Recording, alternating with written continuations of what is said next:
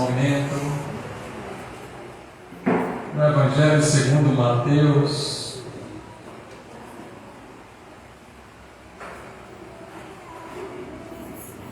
capítulo de número 24.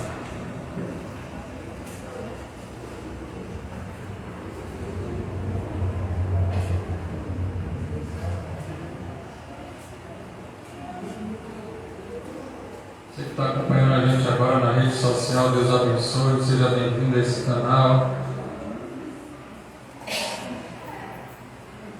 Mateus 24, nós vamos ler o versículo de número 44. Senhor, a Tua palavra aberta para ser ministrada às nossas vidas, que nesse momento em diante nós possamos ter compreensão daquilo que Tu queres para nós, individualmente e coletivamente, que as nossas mentes possam discernir os tempos e entender o que o Senhor está ministrando a nós. Que o Espírito tenha liberdade para poder falar conosco e nos alinhar conforme o Teu propósito. É assim que nós oramos e rendemos graças a Ti, porque de nós mesmos não temos nada para poder Te ofertar se não for do Teu Espírito.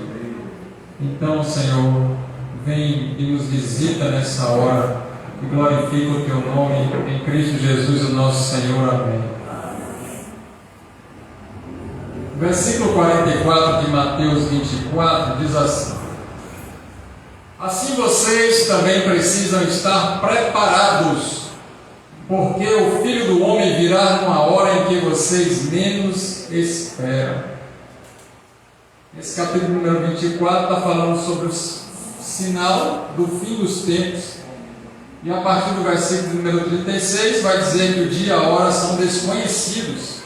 Quando chega então no auge do versículo de número 44, existe um alerta para nós, dizendo que é necessário que nós estejamos preparados. Vocês precisam estar preparados, é o que eu estou lendo na Nova Versão Internacional, porque Jesus voltará e ninguém sabe a hora, o dia, o momento que Ele vai chegar para buscar a amada igreja dEle, o povo dEle e as pessoas que confessaram a Ele como Senhor e Salvador. Nós precisamos estar preparados. Quando a gente lê, então, esse versículo, a gente percebe a importância que a Bíblia vai dar para as questões dos finais dos tempos. São 150 capítulos nas Escrituras Sagradas relatando sobre o final dos tempos. Não é pouca coisa. 150 capítulos, direto ou indiretamente, falando sobre os dias finais. Então a gente percebe uma importância imensa que Deus dá para esse tema. E esse tema é preparados para a volta de Cristo Jesus. Como será o que vai acontecer? Quem vai ser afetado? Quais os sinais? E outras tantas perguntas vão surgir semelhantes a essa, mas o que é importante dentro desse contexto, ainda que seja importante a gente saber realmente sobre todas essas coisas e essas perguntas, mais significativo é estar preparado para a volta de Cristo.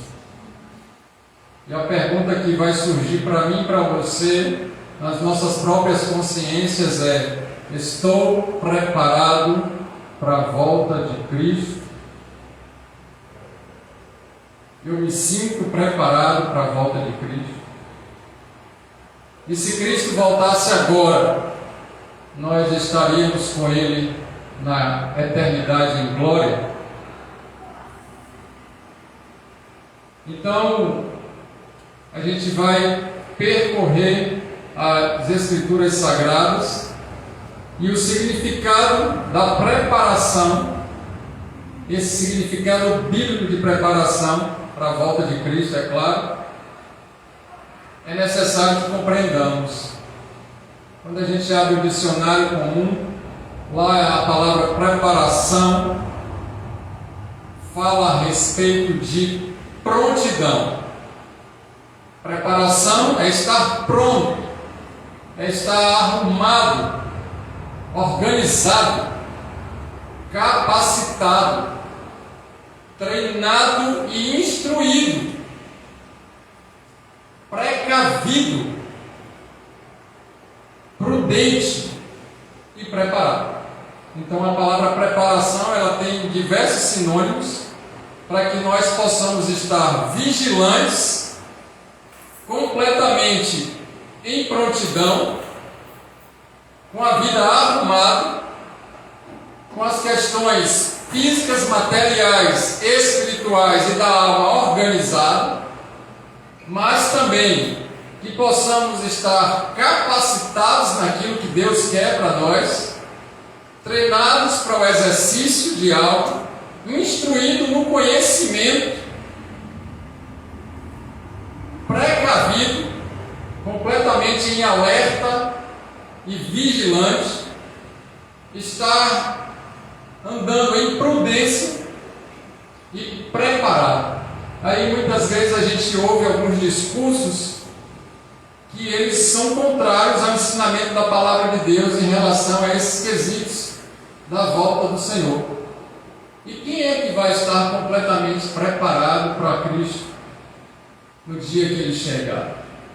É claro que a gente olha para nós mesmos e fazemos uma autoanálise e percebemos o quanto estamos ainda longe de muitos ideais que a gente coloca na nossa mente.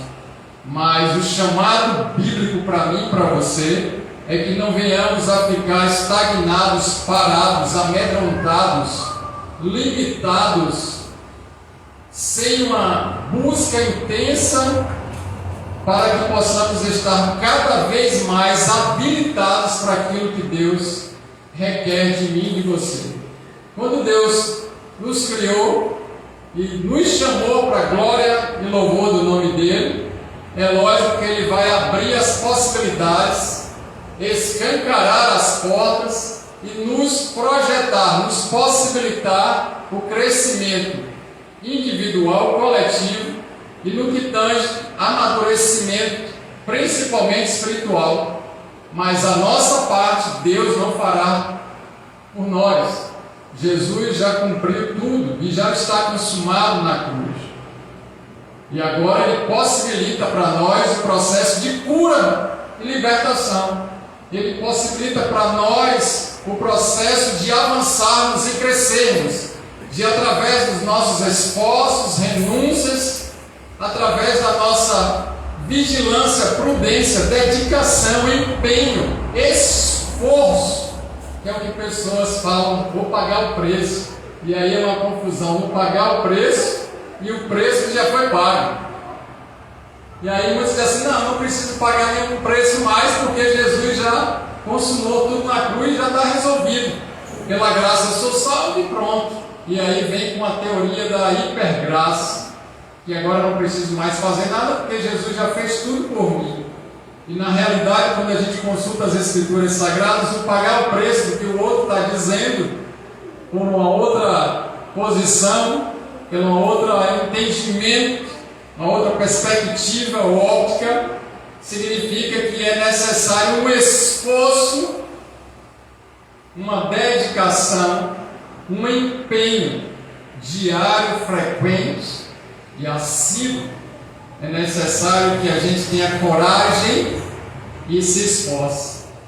É necessário que a gente entenda o que Deus está fazendo e venhamos a nos colocar dispostos a aprender, colocar dispostos a avançarmos. E aí a gente vai ter que fazer algo. A gente vai ter que aprender, a gente vai precisar de treinamento, de instrução.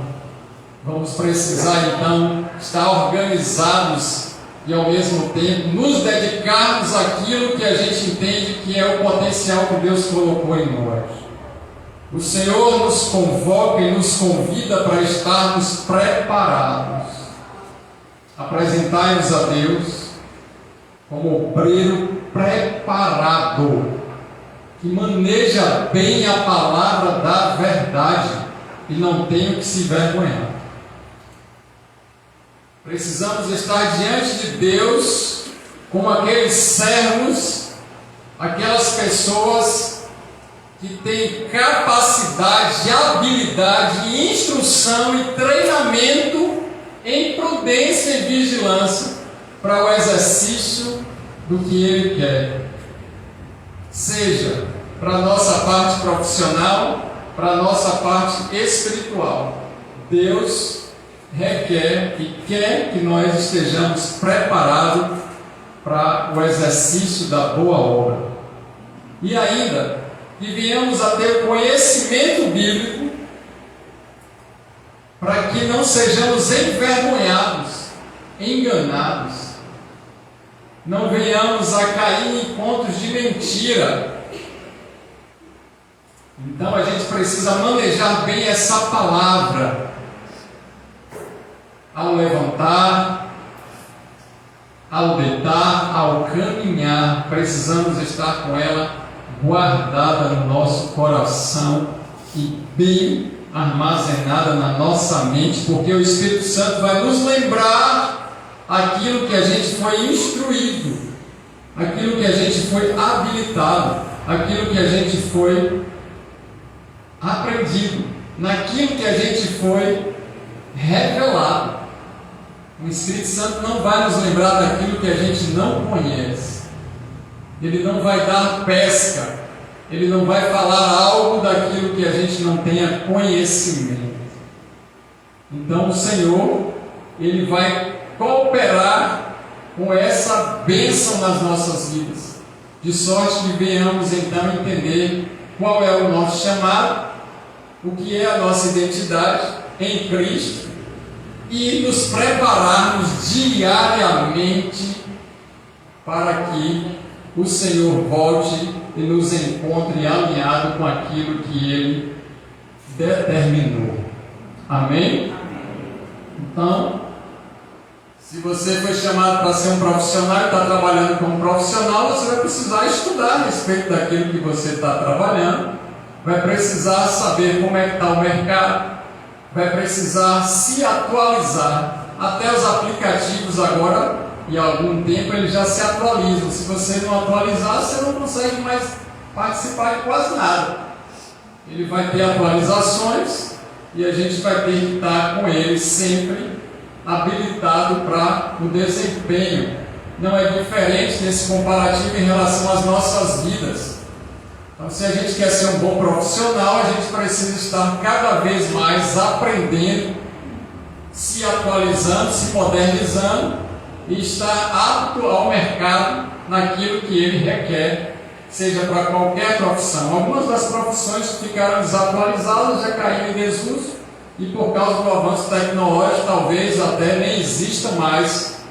Porém, nas nossas questões relacionadas espiritualmente, Deus quer que cada vez mais a gente dê passos de profundidade e possamos mergulhar então no entendimento dessa graça poderosa do Senhor e sairmos das questões infantis, de crianças na fé, e amadurecermos e passarmos pelos estágios da fé, até alcançarmos a estatura de um varão valoroso, e esse é Cristo Jesus. Ele é a nossa referência. Precisamos então cada vez mais nos aprofundarmos e estarmos preparados para a volta de Cristo. Oh, glória a Deus! E aí eu tomo um susto quando eu leio isso e fico perplexo, porque 80% dos evangélicos não leem a Bíblia. 70% dos pastores nunca leram a Bíblia por completo.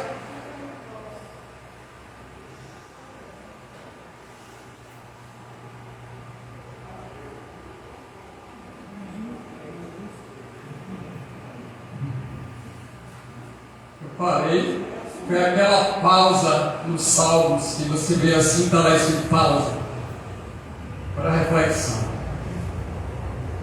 Então, como é que a gente vai estar preparado se a fé vem pelo ouvir e ouvir a palavra?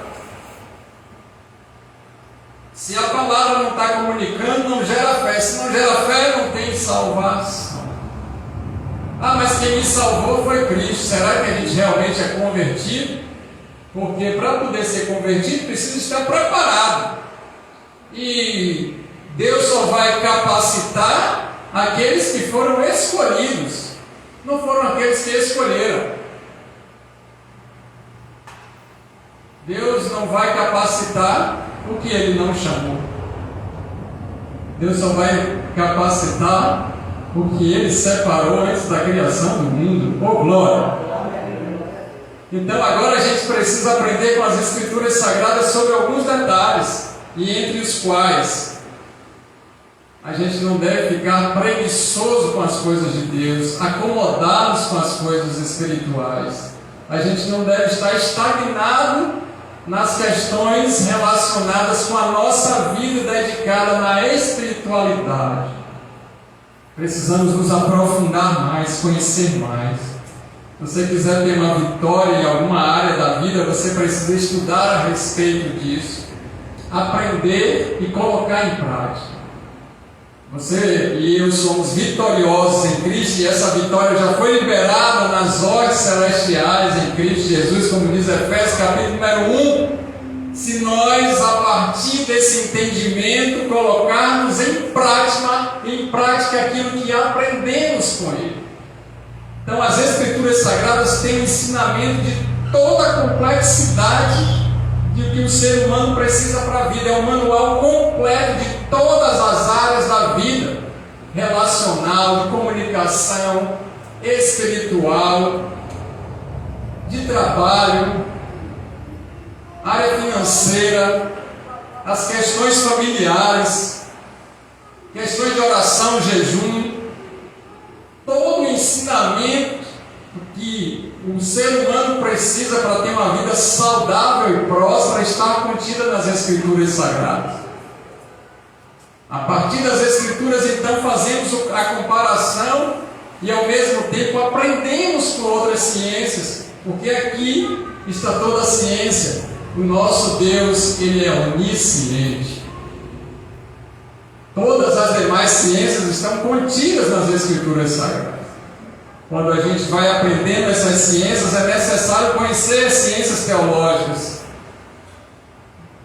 porque é aquela ciência que vai falar do Deus que nós acreditamos. Estejamos preparados. Essa palavra, ela tem a raiz numa palavra grega chamada étonos, que significa apercebido, ou seja, estar pronto para fazer alguma coisa, para receber alguém e cuidadoso com algo. Então a raiz dessa palavra tem um significado muito profundo, porque ela vai dizer, você tem que estar pronto para fazer alguma coisa. Então agora que você foi chamado por Deus, você precisa, e eu, nos dedicarmos, nos aprofundarmos, estudarmos, nos organizarmos, nos planejarmos, nos treinarmos. O próprio treinamento para o exercício de algo que Deus nos chamou. E aí eu me lembro quando eu recém-convertido, o que eu mais fazia era comprar livros de estudos relacionados com a teologia, porque Deus tinha me falado, recém-convertido, que eu seria pastor. Eu não sabia nem o que significava isso. Mas aí eu comecei a estudar naquele tempo a respeito dessas coisas, porque Deus me chamou para estar preparado. Então eu fico muito triste em saber que muitos dos pastores das igrejas evangélicas no Brasil não estudam teologia. Eles não se aprofundam nisso. E eles entretêm a população, a comunidade, as pessoas com coisas, com fantasias.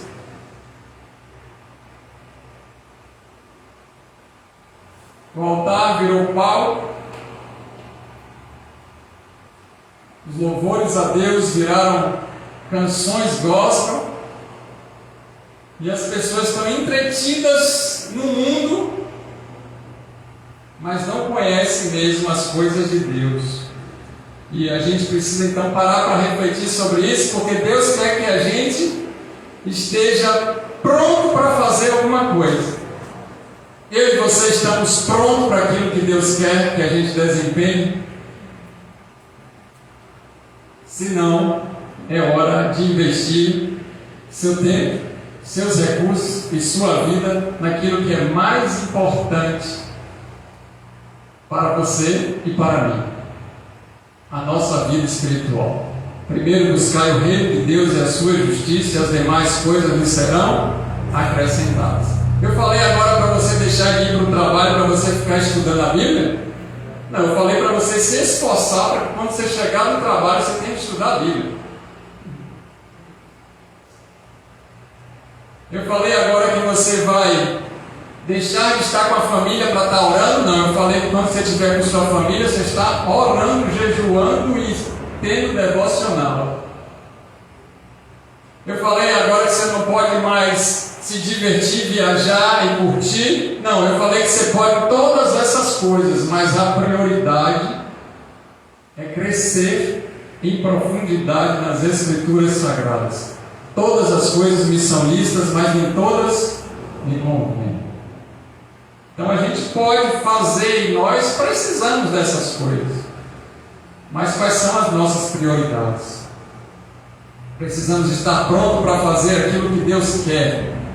Precisamos estar prontos para receber alguém. Estamos prontos para poder multiplicar a quantidade de pessoas que servem a Deus nessa casa de oração? Eu posso cuidar de mais um, e você pode cuidar de mais um? Então, se cada um de nós cuidarmos de mais um, a gente vai dobrar, ainda esse ano, os nossos discípulos, e vamos conseguir retirar muitas pessoas do inferno e povoar o céu com aqueles realmente discípulos do Senhor. Não é só pregar o Evangelho, distribuir folheto, e a pessoa ali no momento de emoção, de aperto, aflição, confessar Jesus, depois você não saber mais o paradeiro. Estou te convidando para você poder cuidar, como diz as Escrituras, como é o ensinamento dessa palavra, preparar, cuidadoso com algo ou alguém. É cuidar dessa pessoa, é acompanhar, é discipular, é investir tempo nessa pessoa. Então o chamado é para todos. Ir por todo mundo, ou indo por todo mundo, pregando o Evangelho para toda criatura. Isso aí não é função somente do pastor e do evangelista ganhar almas, mas de toda a igreja do Senhor, ganhar alguém para Cristo, discipular e acompanhar ela. Mas como é que a gente vai ensinar aquilo que a gente não sabe? Então agora eu ganhei alguém para Cristo, eu vou ter que me dedicar mais no jejum e oração, não apenas, mas também no conhecimento das Escrituras Sagradas, para eu discipular a pessoa na verdade. Jesus Cristo é a verdade. Bem-vindos ao discipulado em Cristo Jesus, o nosso Senhor. E aí vai acontecer realmente libertação, porque a palavra é poderosa para libertar e curar. A palavra é poderosa para transformar caráteres e fazer com que sejamos salvos. Ela é suficiente. Jesus Cristo é suficiente. E aí muitas vezes a gente está perdendo tempo alcançando ou conquistando coisas que vão ficar por aqui, materiais, que vão perder o valor, que talvez não tenham nem mais valor. Coisas que têm preço, mas não têm valor. E depois, quando Cristo voltar, tudo vai ficar por aqui. Mas o que foi que a gente levou para a eternidade? Então vamos investir o nosso tempo naquilo que Deus quer. Nós vamos nos chegar a Ele e Ele quer que estejamos preparados. O convite para mim e para você nessa noite, nesse dia em diante, nesses dias para frente, é que venhamos a nos preparar. Se já fizemos aliança com o Senhor, Ele já entende que a gente está apto a estudar, a aprender, nos capacitar, ganhar almas, discipulá-las e levá-las para a eternidade. Mas aí eu inventei de casar, então eu vou ter que dar conta da minha esposa e dos meus filhos, que eu vou precisar discipular e fazer tudo isso. Eu tenho que ganhar os de casa, já ganhei casarei, mas eu vou precisar fazer isso também com os de fora.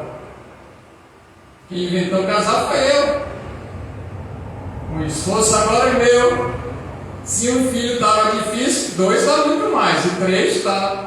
É com você, porque é esse o ministério que Deus te chamou, e Ele quer que você se capacite para cuidar de todos os 3 ou 30 filhos.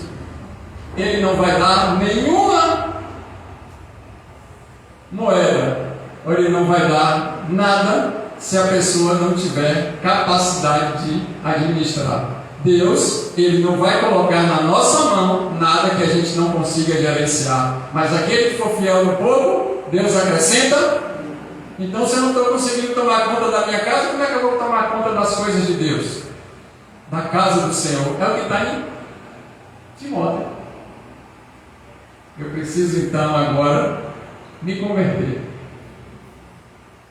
e entender a palavra. Esse é o chamado de preparados para a volta de Cristo Jesus.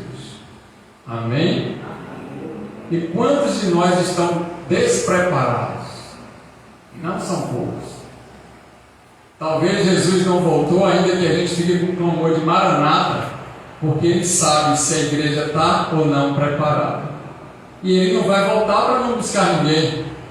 Jesus volta, a segunda e última vinda dele vai ser para voltar e pegar uma igreja santa, adornada e que glorifique o nome dele. É uma igreja preparada. Eu e você precisamos estar preparados para esse grande dia que vai acontecer. É certeza. Esse termo, então, vai ser encontrado em 17 ocorrências no Novo Testamento. Esse mesmo termo aí, apercebido, existem 17 ocorrências no Novo Testamento. E apercebido você já sabe o que ele significa. É que a gente esteja pronto para fazer alguma coisa, para receber alguém e cuidadoso com algo ou alguma pessoa. Então a gente tem exemplos dessas ocorrências, como a gente pode ver no capítulo de número 25 e versículo de 10 de Mateus. Olha aí o que está no versículo 10 do capítulo 25 de Mateus.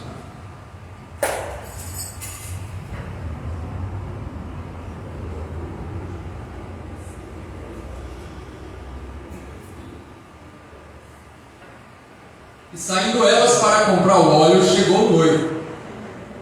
As virgens que estavam preparadas entraram com ele para o banquete nupcial e a porta foi fechada. É a explicação do contexto final dos tempos do capítulo 24. Ele vem com algumas parábolas e ele vai falar sobre essa parábola aí das 10 virgens. Então a gente percebe essa mesma palavra aí, preparados ou apercebidos. Aquelas que estavam preparadas adentraram nas bodas do Cordeiro. Aquelas que não estavam apercebidas ficaram do lado de fora. Jesus vai contar essa parábola e ele está falando com a igreja. Ele não está falando com aqueles que não têm aliança. Então o Senhor está nos convidando para estarmos preparados para a volta dele. Oh, glória a Deus. Então, quando a gente para refletir a partir de agora, vem uma pergunta maior. E essa pergunta maior é: como estarmos preparados para a volta de Cristo? Como estar preparado para a volta de Cristo? Abra aí Atos, capítulo de número 2, versículo de número 38.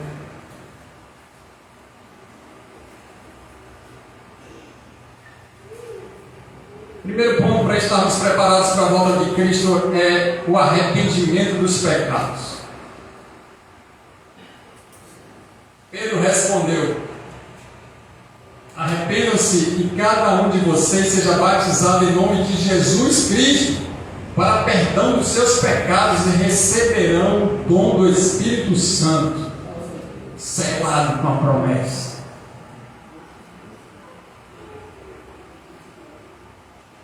Como estar preparado, pastor?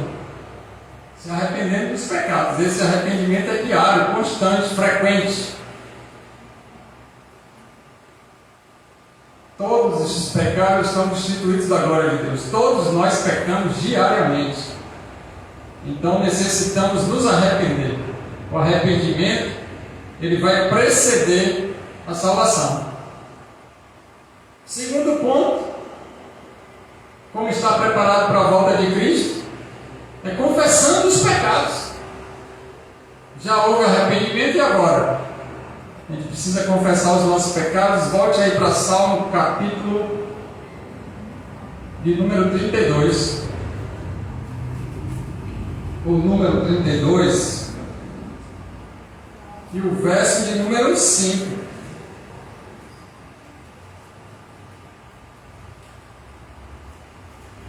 Salmo 32, 5 vai dizer: então reconheci diante de ti o meu pecado e não encobri as minhas culpas. Eu disse: confessarei as minhas transgressões ao Senhor, e tu perdoaste a culpa do meu pecado. E glória!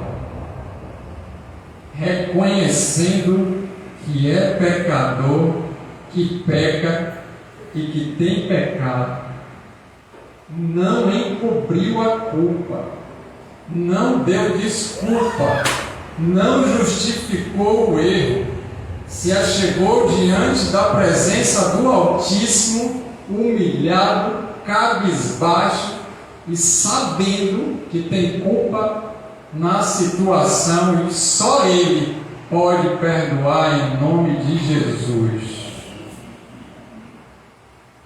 Aí foi que o salmista Davi teve essa compreensão e ele chegou diante de Deus e confessou os pecados. Esse é o ensinamento para mim e para você. O primeiro ponto seria se arrepender. O segundo, confessar esses pecados. Terceiro ponto, para estarmos preparados para a volta de Cristo, é abandonar também esses pecados. Porque uma coisa é se arrepender e a outra é ficar confessando os mesmos pecados o tempo todo. É necessário renunciar os desejos e as vontades da carne. Então abandonar o pecado é o que está em Provérbios 28, 13.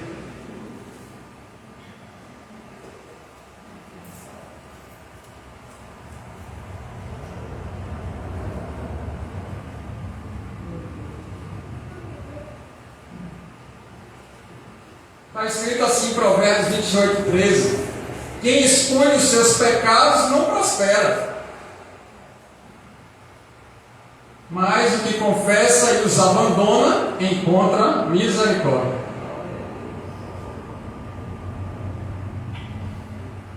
Quem finge que não tem pecado, ou está ocultando aquilo que está fazendo de errado, nunca vai receber paz, nunca vai ter tranquilidade e não vai estar agraciado por Deus, não vai ter saúde.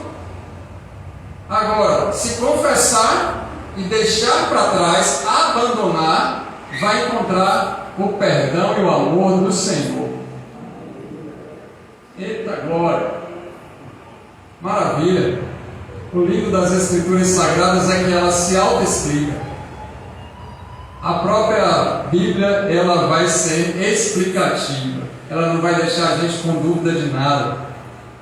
O outro ponto que a gente pode colocar em relação a estar preparado para a volta de Cristo é encorajando uns aos outros. Houve arrependimento, houve confissão, houve abandono do pecado ou dos pecados, e agora é necessário que a gente encoraje uns aos outros. Você está em Provérbios, vá para Hebreus, capítulo de número 10. Encorajar uns aos outros também é estar preparado para a volta de Cristo.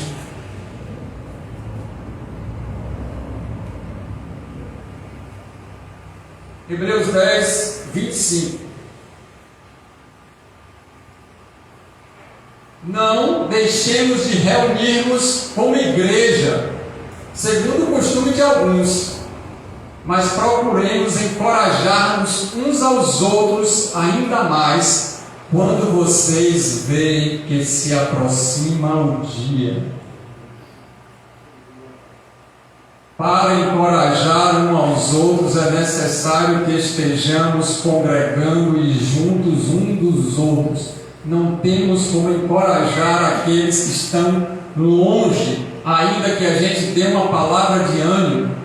É preciso, necessário e ordenança de Deus congregar. A congregação começa no nosso lar. E ela finaliza no local onde você decidiu fazer parte como igreja local. E muitos estão sem esse entendimento, chegando a ser até 12 milhões de brasileiros que se dizem evangélicos, mas desobedecem um mandamento do Senhor, e eles pensam que conhecem as Escrituras e estão salvos, mas não estão preparados para a vinda do Senhor, porque Deus não vai levar desobediente para habitar na glória. Então você que está afastado dos caminhos do Senhor, que está saturado com a igreja, eu quero fazer com que você seja estimulado. Eu quero ativar a sua mente no sentido de você procurar uma igreja bíblica, séria e que tem pessoas de bem e que proclamam a verdade para você se converter novamente, voltar ao primeiro amor e estar firme no caminho do Senhor.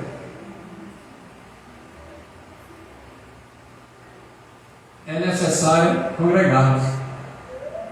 E nesse congregar a gente vai ter diferenças de pensamentos. As pessoas são diferentes. E então como é que a gente vai lidar com elas? É exatamente isso que Deus quer. Ferro com ferro se aguça, se afia. É na congregação que a gente vai descobrir o quanto a gente é pecador, não é o outro.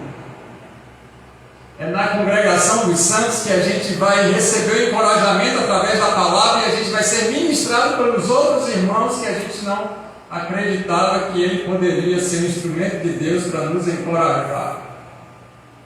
É na congregação dos santos que a gente vai precisar entusiasmar o outro, porque os dias estão se aproximando. Louvado seja o nome do Senhor. Você tem encorajado seus irmãos que não têm vindo para a igreja no dia de domingo? Porque nós temos nessa igreja hoje 75 membros. Ultrapassa um pouco de congregados, mas atualmente, agora, nesse exato momento, na igreja tem 65 cadeiras. E tem cadeiras vazias com 75 membros. Aonde é que estão os 10? Não curei os 10? Cadê os outros 9?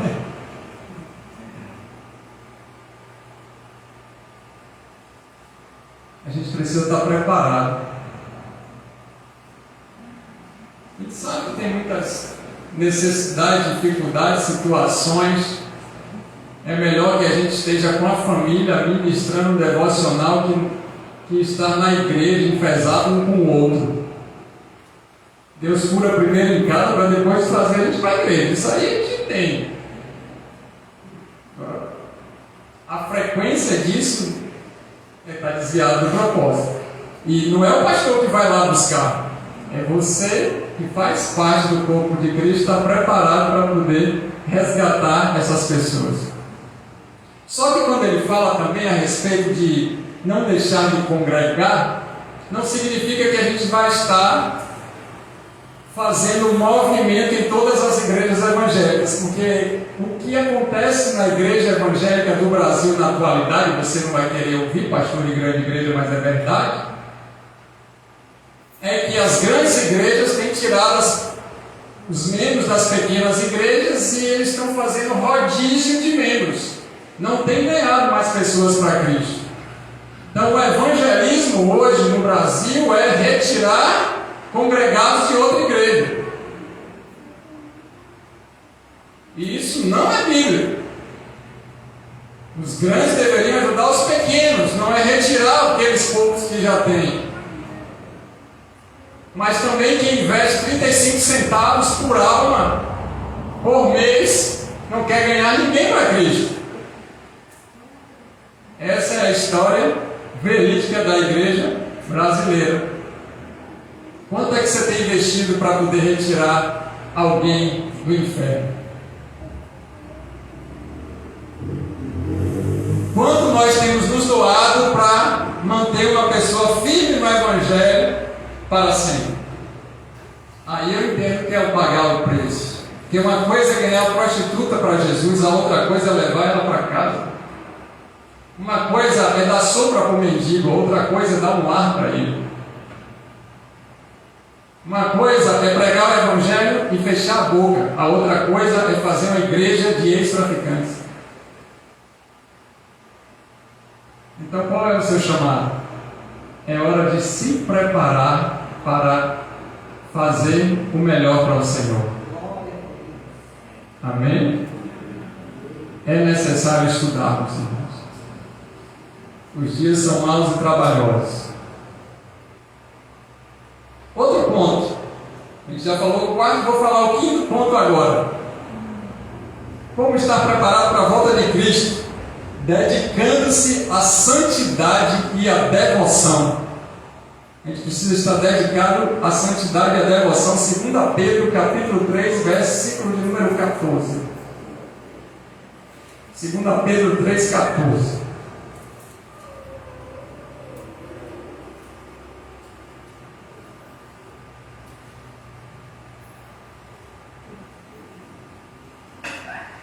Existem 3 tipos de santidade antes da gente ler. É aquela que a gente faz aliança com o Senhor e já recebe a santidade dele. Agora a gente está separado para algo. A santidade que é um processo todo dia de renúncia.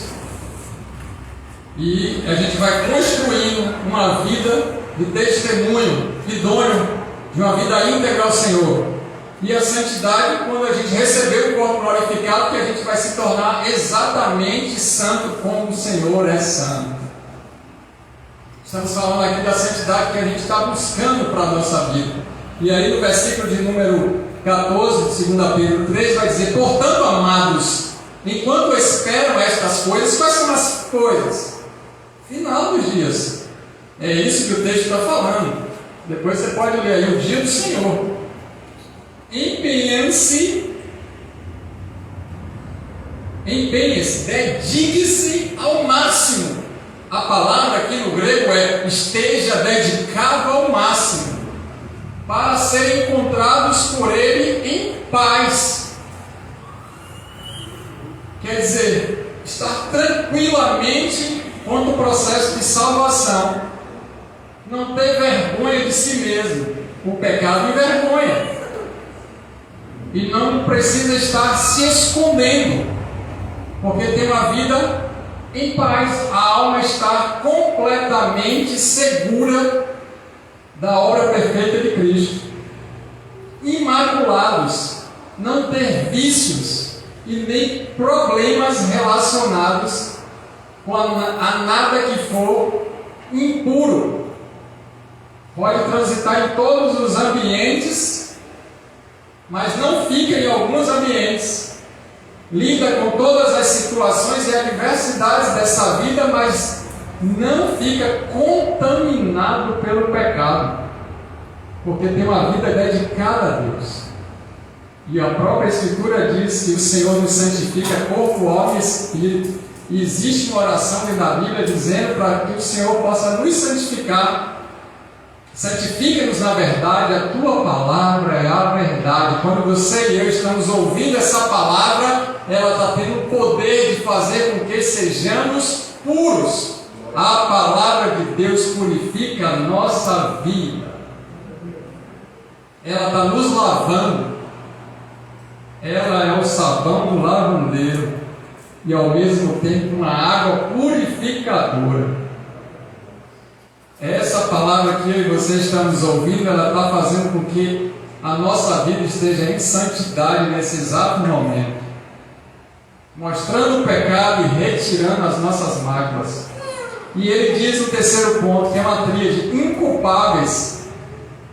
Não ter culpa de nada, não sentir pesar por nada, que não possa ser apontado porque está fazendo algo de errado, se achar completamente isento, livre de qualquer situação vergonhosa do pecado. Então é isso que ele requer de nós. E como é que a gente tem certeza disso? Então você volta no versículo número 11 e tem a certeza do que eu acabei de falar, de uma vida santa e dedicada a Deus, uma vida de devoção, um devocional pessoal, particular, um devocional coletivo.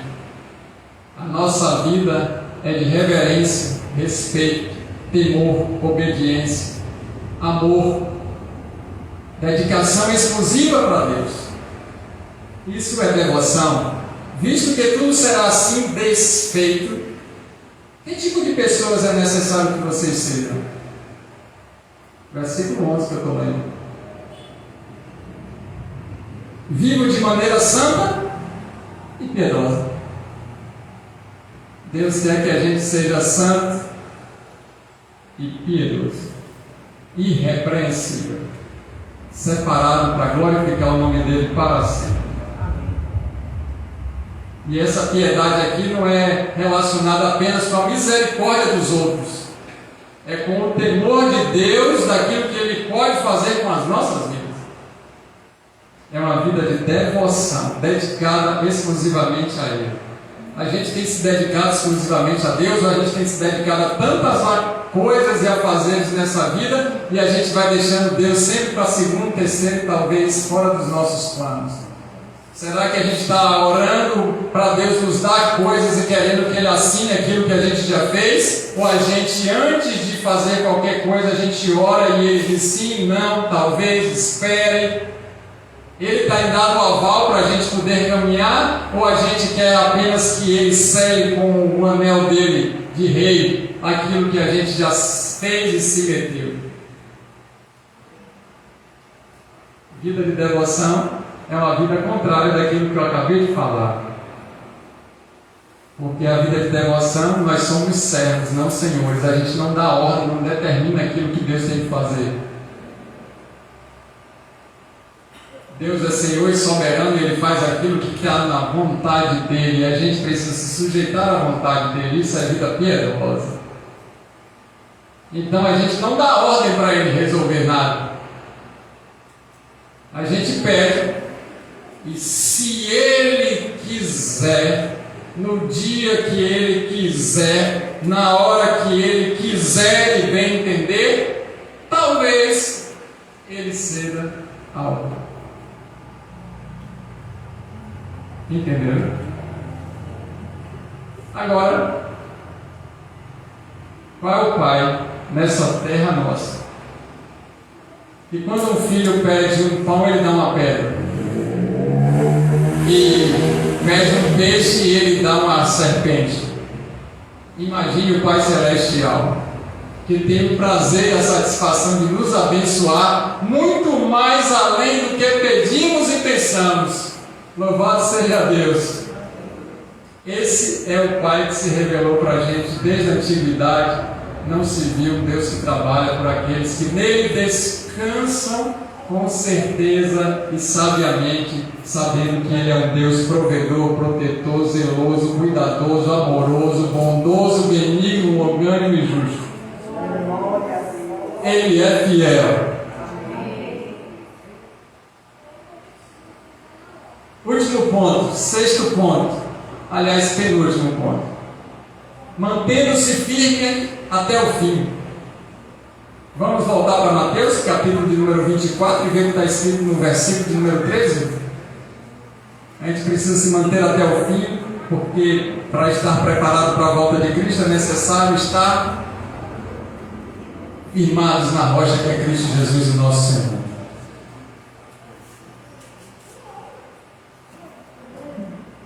Mas aquele que perseverar até o fim será salvo.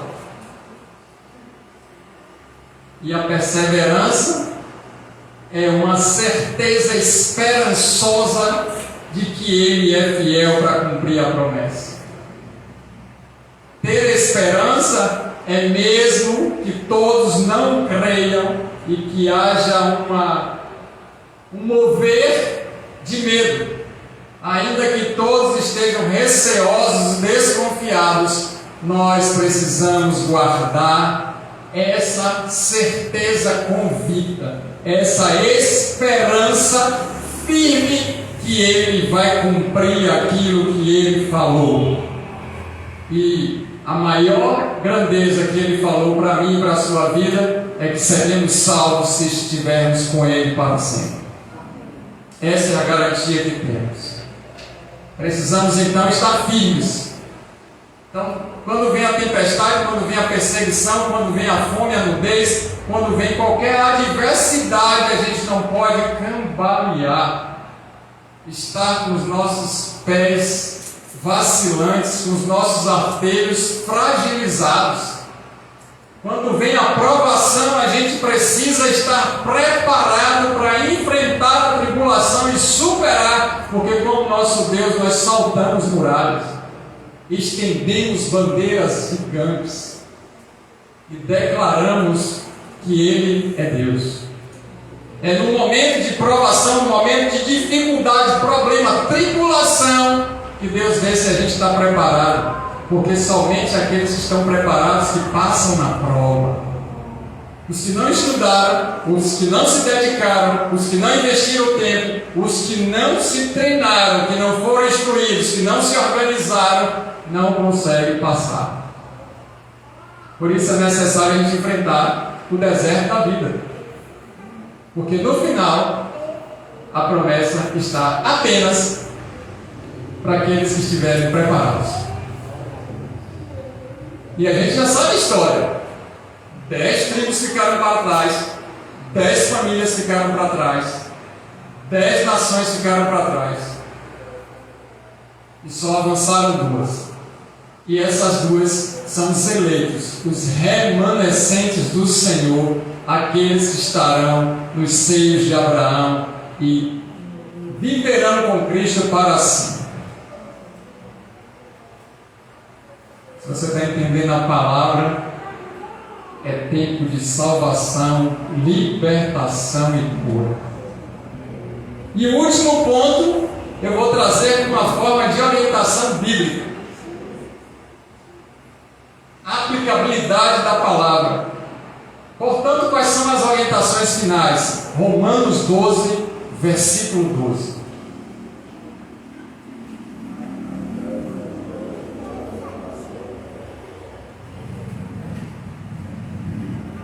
Como estar preparado para a volta de Cristo?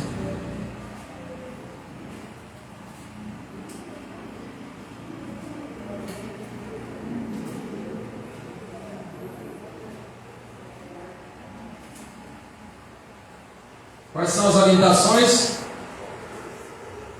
para os últimos dias?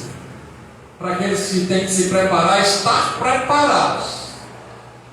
Manter-se preparados para a volta de Cristo. Alegre-se na esperança. O povo de Deus tem que viver uma vida de alegria. Nós somos o povo mais alegre dessa face da terra. Precisamos nos preparar para andarmos alegres em meio às lutas, adversidades, problemas, tristezas, perdas e problemas. Chorar de alegria. É isso que Deus está esperando de nós. Porque o nosso coração está esperançoso. Olha o que ele diz: alegre-se na esperança. Nossa esperança está viva e é fiel para nos buscar, nos guardar, nos guiar. A nossa esperança é Cristo. Nós não colocamos nossas esperanças, nossas expectativas nas coisas dessa vida. Nós não somos dessa terra, desse mundo ainda que viemos a viver nele, estar nele, a transitar nele. Nossa esperança está no autor e consumador da nossa fé. A nossa esperança é viva e eficaz, poderosa para realizar todos os feitos. E essa esperança tem um nome: Jesus Cristo, Filho do Deus Altíssimo. Ele é o nosso Senhor e Salvador. A segunda orientação para os dias finais, para andarmos, estarmos e vivermos preparados para a volta de Cristo: sejam pacientes na tribulação. Ei, é para ficar paciente. Não é impaciente, inquieto, incomodado, queixoso.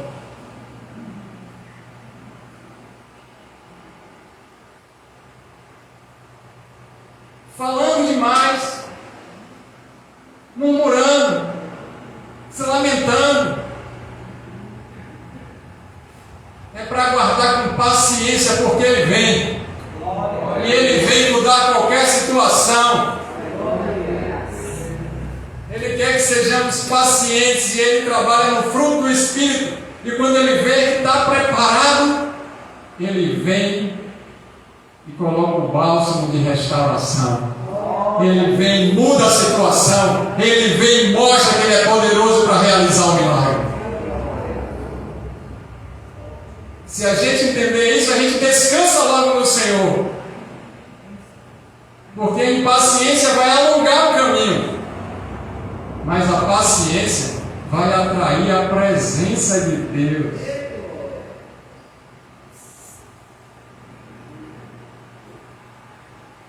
Não são 9 mulheres gerando uma criança para poder ela parir em um dia, um mês. É uma mulher em 9 meses para parir uma criança. Deus, Ele não está na nossa agenda. Ele não está no nosso tempo. O tempo dele não é o mesmo tempo que o nosso. O nosso, a gente vive limitado nessa terra, em um tempo, quem sabe, de cronos. Tem um relógio, tem a noite, tem um dia. Tem uma limitação. Inclusive, a gente vai envelhecendo. Cada dia que passa, a gente está morrendo. Mas Deus é um Deus eterno. Ele está acima de todos os tempos. O tempo dele está no Kairos.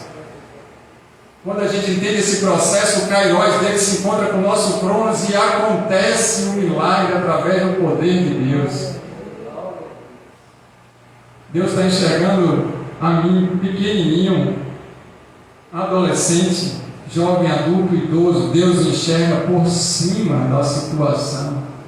Ele me enxerga desde o dia que Ele me criou, antes da fundação do mundo, até o dia que eu estou com Ele na glória. E Ele está vendo todo o processo. É como eu e você estivessem olhando para um livro aberto aqui, sabendo de tudo que está acontecendo. Seja paciente. Às vezes a paciência, esse corre-corre da vida não é fácil, porque vivemos num tempo de fast food, de tudo rápido, com um clique que acontece, um enter pronto, está tudo resolvido com uma ligação, com envio de mensagem, com SMS, com zap. Você chega em hamburguerias pelo mundo e ele diz lá: o sanduíche vai ficar pronto em 3 minutos, 4 minutos e meio no drive-thru. Você pode cronometrar, faltando um segundo ele te entrega tudo. Mas com Deus não é assim, porque um dia para Deus pode ser 1000 anos, e 1000 anos para Deus um dia. E Ele está trabalhando para a gente estar preparado para aquele grande dia. E o último ponto: persevere na oração. Pastor, eu tenho orado 3 vezes por dia. Está pouco. Isso aí era no tempo de Daniel. Agora estamos num tempo muito mais sublime e num tempo muito mais perfeito em Cristo Jesus. tempo de Daniel, ele orava 3 vezes. Estamos numa nova aliança de mais esforço, dedicação, empenho e atualização do amor de Deus para conosco. O tempo que a gente vive hoje é orar e sem cessar, como diz em 2 Tessalonicenses. Perseverar na oração. Eu posso orar sozinho, mas eu posso orar com alguém. Eu preciso orar em família, eu preciso manter uma vida de oração em família. Eu preciso ter uma vida de oração em família na igreja local. Eu preciso chegar no culto, conversar menos e orar mais. Agora, se eu já vinha orar de casa, eu preciso chegar no culto e conversar tudo. Inclusive comunicar o que foi que Deus falou para poder entregar as mensagens. Mas a minha vida de oração de segunda a sábado faz com que eu possa ficar lá fora conversando, como aconteceu hoje. Ô glória! Porque são 6 dias orando sem cessar e um dia em comunhão com os irmãos, adorando ao Senhor e a nossa vida de oração a Ele. Mas se não tem acontecido isso, Deus está nos chamando para prontidão. Deus nos chama e nos convoca para preparação. Eu e você precisamos estar preparados. Deus não vai comunicar nada para a gente se não for por intermédio pela oração. Como está a nossa vida de oração? E aquilo que a gente estava orando, a gente já resistiu. Deus não vai me dar não. Isso está tão difícil, não vai acontecer não. E aí o diabo começa a colocar dúvida, e a gente vai deixando aquela oração. E talvez a gente esteja orando por uma pessoa e daqui a pouco a gente já não está nem mais se lembrando dela. Porque a gente já desistiu, mas Deus não desiste de ninguém.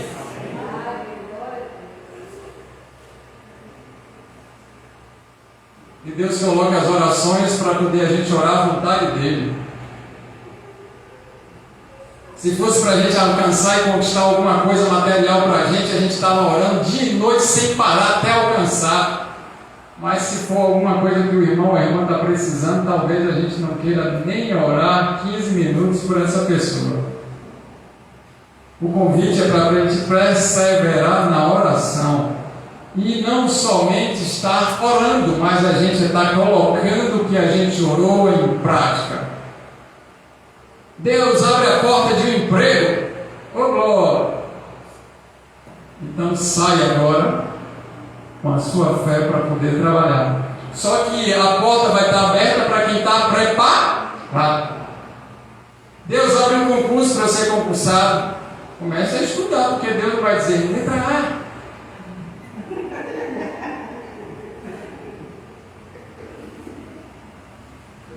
Deus, eu quero um trabalho maior e melhor. O que você está fazendo para isso? Não, eu estou dormindo até 10 horas, já entreguei os currículos. Deus, eu quero ser um obreiro na casa do Senhor. E qual é o seu talento? Até para limpar a igreja, a gente precisa estudar, irmãos. Qual é o produto que eu vou usar? Eu posso usar qualquer produto nesse tipo de cadeira plástica, ou os produtos que eu usar nessa cadeira plástica, ela pode rachar toda e quebrar tudo?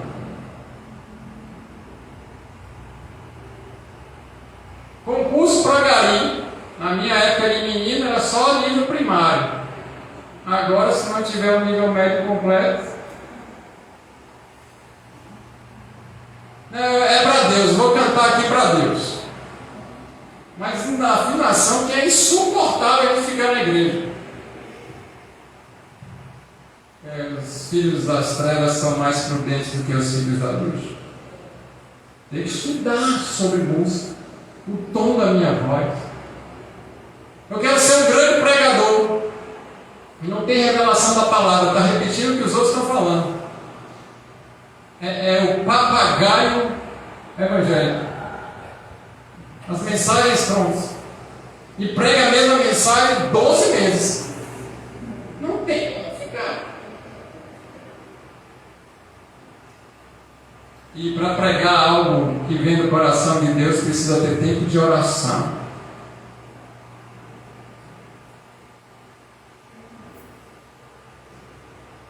Meu sonho é ser advogado, meu sonho é ser médico, meu sonho é ser enfermeiro.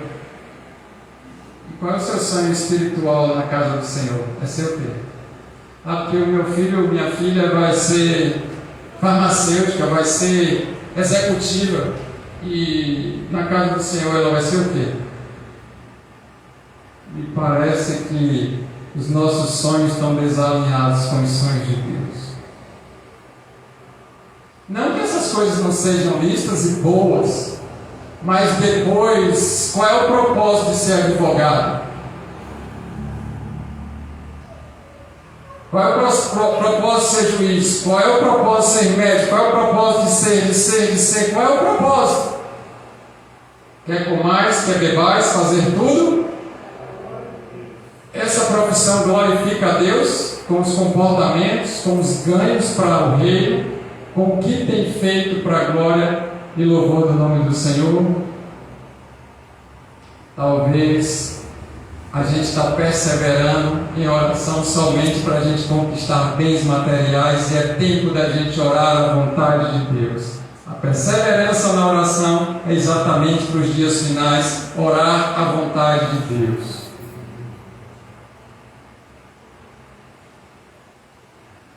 Reunião de Vitória, igreja lotada, congresso para avivar, não tem espaço, acabou os ingressos, reunião de oração, bora esperar mais um pouquinho para ver se chega mais o terceiro.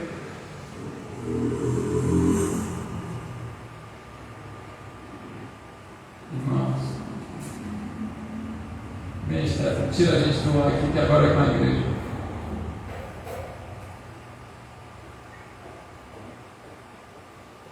Se eu não apertar os parafusos, Deus vai me cobrar por aquilo que eu não estou ensinando. Ele comunica algo para mim, para que eu esteja preparado, para que vocês estejam bem preparados. Amém? Então recebam com amor o que eu vou falar. Aí você já está orando para o cajado ser fraco. A gente aprendeu que orar sem cessar, eu estou orando, meu Deus, me livre dessa má hora.